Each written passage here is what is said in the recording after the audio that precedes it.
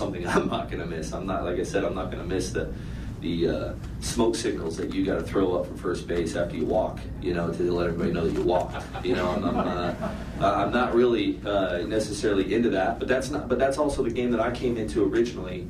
That I came into a game that basically said, hey, your job is to go into this field, either at home or away. You walk on that field and you kick someone's butt and you go home. That to me was intimidating. And when you hit a homer, you run on the bases like you've done it before. That to me was intimidating. And it just seems like it's a World Series celebration when you get a single, and I'm just trying to figure out why that is. But it's happening more and more, and I just, for me, I'm not going to miss that part of it. I try to, you know, respect everybody. I think there is a time to cheer. I've had my share of emotion on the field before, but I just think that there's certain ways to handle yourself as a professional, and there's other ways not to, and sometimes it gets a little excessive that way, but I don't really know how or if that's going to change, and maybe that's part of why I need to leave. It's just not the game that when I'm out there pitching, I try not to even look at a hitter, and I've given up of my fair share of hits this year, so I'm sure there's been a lot of it. I just don't try to look at it. Jeremy, how old are your three sons, and what have they said to you about your decision to come back? Yeah, 8, 5, and 3.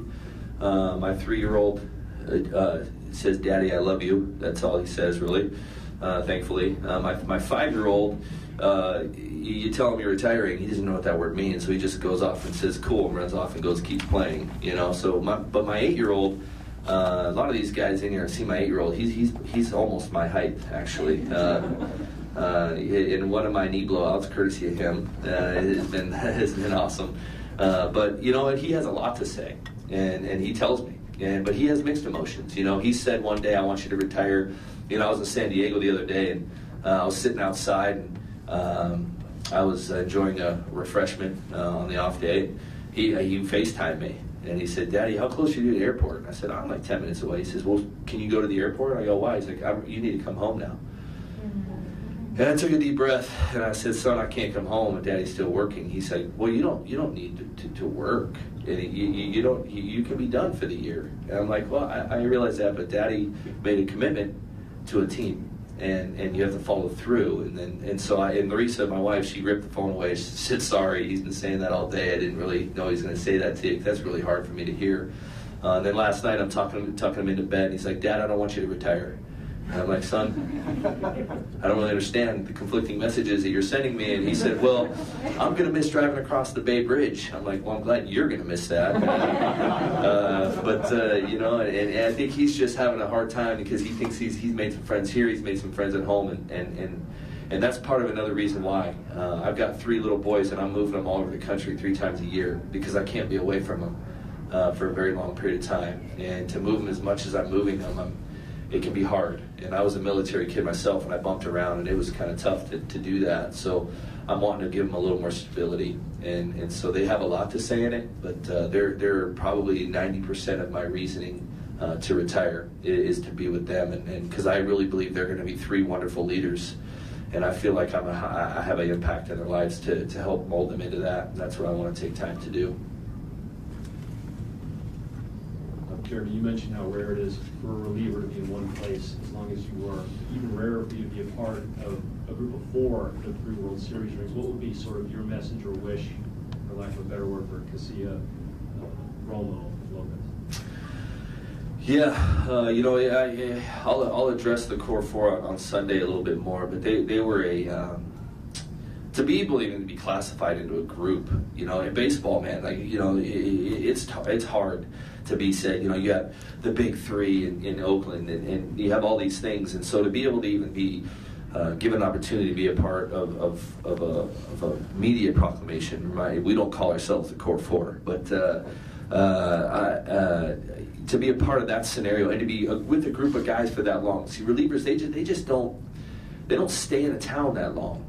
They move around, and so to be a part of a group of guys, 4 of us that have been in this town for all those guys, it's going to be 7, 8 years. And so to say I was a part of that is a tremendous, you know, for me, honor. And to be able to sit there and do what we did and to partake in the things that we partook in all three of these World Series, to be able to say I was a part of 3 World Championships on the same team.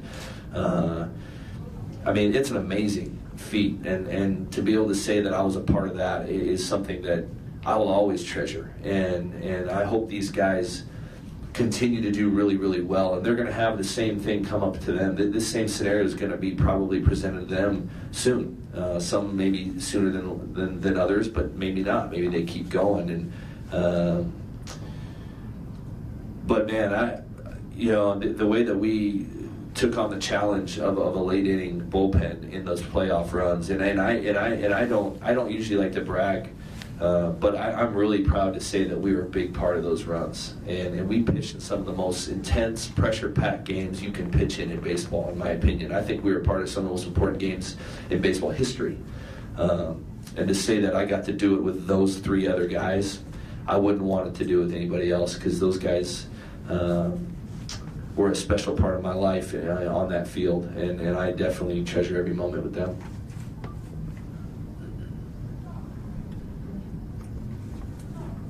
Jeremy, was there a single event or instance that pushed you in this direction, or was it just a cumulative thing, especially with your son? You mentioned your son. Yeah, I think there was a bunch of them. Like coming into this year, I didn't really know what I wanted to do. I think that I listened to my body, I listened to my children, all these things, and I just. The first time in my career I've ever had a shoulder issue was this year, and I feel blessed. I mean, 14 years in before my arm hurt was awesome. But I remember coming back from that after the All-Star break and pitching in a game in San Diego, and I remember walking off the field, and I'm like, I can't do this anymore. I remember talking with Bochy, and Bochy actually had a long talk with me about deciding to not walk out. When I wanted to walk, because my emotions took over, and as I let my head clear, I decided to stay. But I was ready to go at the All-Star break, to be honest with you. And Bochy had talked me out of it, and he said, "Man, and another person that talked me out of it was Buster. I was sitting on the bus, and Buster looked at me and says, "You frustrated?" I said, "Yeah, I'm done, man. I don't want to play this game anymore. I miss my family. I just got, I just got to spend 4 days with my family, and it's such a great time. My heart wasn't in it." And I said, "I think I'm going to just shut it down and pack up." And he didn't talk to me for like 3 minutes. It was like complete silence. I mean, he asked a question, I replied. I was kind of saying, "No, this Buster, how conversations work is when you ask and I reply, you got to give me something, man." And he just sat there and looked forward. I was kind of panicking a little bit, and then out of nowhere, he just said, "I don't think you should do that. You need to play it out, man." And so he got in me a little bit, and he told me why, and that's what I appreciate about him. And he's another one that I'm going to miss hanging out as much as I would like to. He's another one I would consider closer than a brother, other than Matt on this team. But those guys have a voice in my life, and when he told me, you need to finish it off and compete with this team before you walk, man, that was a big impact on why I made the decision to stay to the end. And I'm glad I did, because I think it would have been a travesty, and it would have been something I would have regretted for the rest of my life if I would have walked early. But knowing that I'm not 100% in every day is a disrespect to this organization if I were to continue to push it. And if I had to sign with another organization, it would have been a disrespect to them, because I would know walking into it that I'm not all in with them. And so this is a time where I feel like I can retire with a team that I truly feel I'm a part of. I've been part of 4 teams, but if you ask me who I am as a baseball player, I'm a San Francisco Giant, and that'll never change. And so I'm glad I get to walk out on my terms and with the team that I want to retire with, and that makes me happy, and it makes my heart happy, and it makes my my ability to sleep at night for the rest of my life completely 100% doable. Okay, with the odd injuries you've endured at home, That's right. what are the ground rules? Are you supposed to stay away from frozen hammers or patties? Yeah. Do you have bubble wrap? What's the plan? Injury update. Yeah, the most interesting thing is I don't get injured in the off season, and I do some, my family, we're adventurers, man. I take my boys out. We do some crazy stuff. I don't get hurt. It's usually within the playing season on an off day. So I'm actually hoping that, being that I have now a lot more off days, that I just don't get hurt because I'm never in season.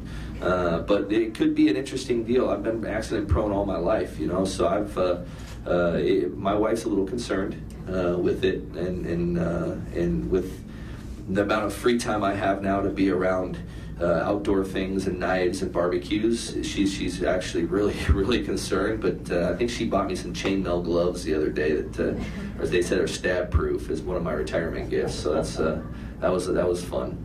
So.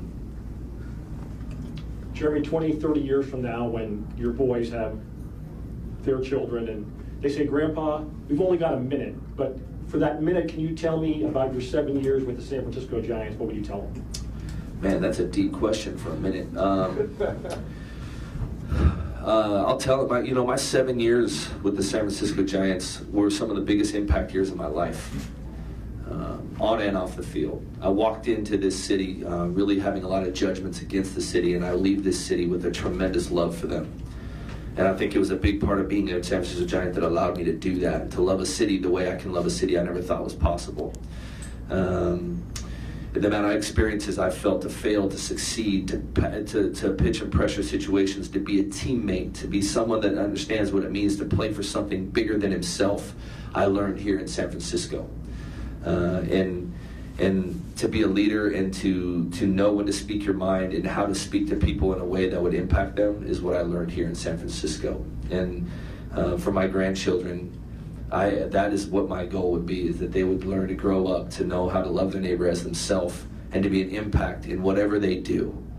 And to know that whatever they do for a living, they need to do for a higher purpose other than themselves. And that's what I learned here in San Fran, because this is what this team's been all about since I've been here. Jeremy, what does the postseason run you had the last 3 years mean to you? Where does that stack in your career? And also, how hard might it be down the line to watch a postseason and not be there? Yeah, I'm not. We try not to look at stats, but I'll be honest with you, I know what the stats are, and to be a part of the names that I've been brought into on the career postseason statistics, honestly, very, very overwhelming for me. I never thought that would be possible, especially the first hitter I ever faced hit a homer off me. So I definitely didn't think it was going to be this. And to be a part of those statistics and that run, I take a lot of pride in that, to be honest with you. And I don't know the difference between a season and a postseason on why I do, if I could put up a .8 during the season, that'd be awesome. But, I don't know that difference. I just know that for whatever reason, I've been able to get a lot of outs in some really big situations. And it might be because I try not to look at the postseason as anything different than the season. I don't let it get too big. And also it has to do with Bochy putting me in the right scenarios. He always put me in the right scenarios to face people to have the most success, and he's really smart at that. I think that's why we win, obviously, a lot of close games in the postseason. But, to watch the postseason now, to be honest with you, it's right in the middle of hunting season, so that probably won't happen a whole lot. But to be able to see those games and how big those games are, and to know that I was a part of some of those games and how big the games that I was a part of and be able to come through the way I did, I take a lot of pride in that. And that's one thing I can pat myself on the back and say at the end of my career, when I was told to do it on the biggest stage in the game, I was able to do it. And that is something that I think a lot of athletes often wonder if they never get to the postseason or if they never get to the World Series, is could they do it on the biggest stage? And I have the ability now. I hope I don't have to talk about that a whole lot, but I do have the ability to say, yes, I was able to do it, and that's something that I was tested on many times, and I'm very thankful I was able to come through in some big situations to help us win championships.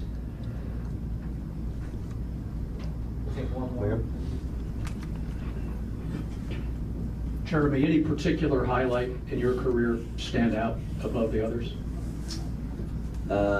There's several, but I used to think it was the 2010 Game 6 Philly, but then I thought it was 2012 Game 4 when I struck those three guys out. But I think it was Kansas City, last year. I came up with those guys, and I learned a lot about how to be a major league athlete, but I also learned how to fail more than succeed there, because when I was there, we did that a lot in Kansas City. And I got traded, but I remember literally walking out of that city feeling like a complete loser. Like, I don't deserve to be in the major leagues. I don't know what it's like to win. I don't even know why I'm being a Major League Baseball player.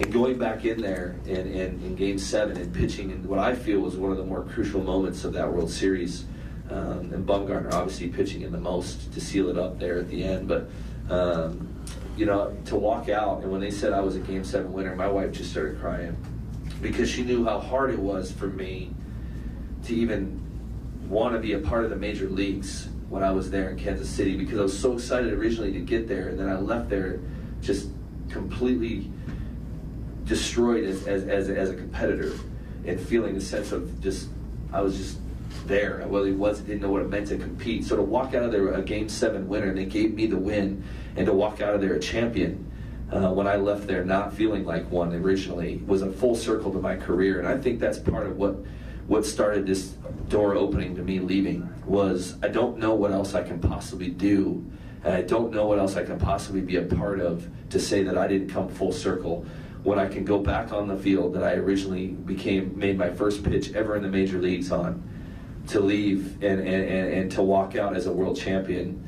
Man, honestly, if I didn't have a contract this year to still play for, if I was a free agent, I might have retired last year, just because it would have been a perfect ending to a story. So for me to see that game, to be a part of that game, and to have the impact I had in that game, to wear this third ring, I don't think there's going to be any memory bigger than that, to say that that they gave me the win for that game. All right, thank you, everyone. I appreciate you guys. Thank you so much for 7 years. I really do appreciate everything about you.